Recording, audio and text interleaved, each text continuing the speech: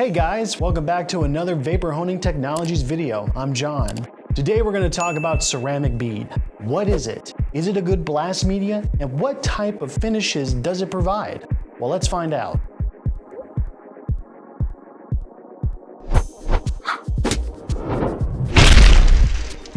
So throughout the week, we have been talking about different types of abrasives, like aluminum oxide and glass bead. Now, we've talked about aluminum oxide many of times. It's an aggressive media that is used mostly to remove contaminants and paint.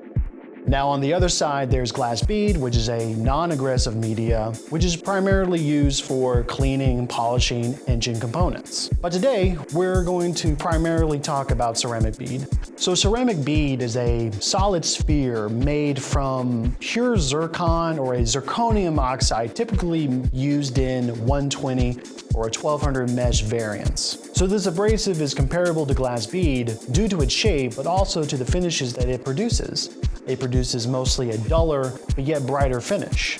Now for a visual example, here I have a Honda B20 valve cover. You can tell that the ceramic bead has given this part mostly a satin finish.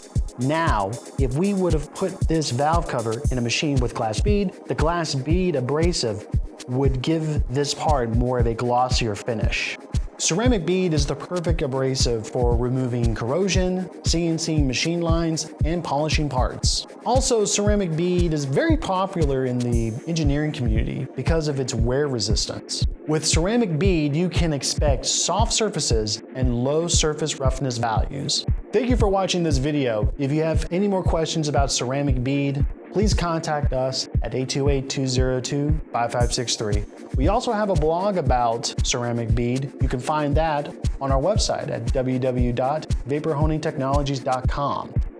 Don't forget to like us on Facebook, follow us on Instagram, and subscribe to our YouTube channel.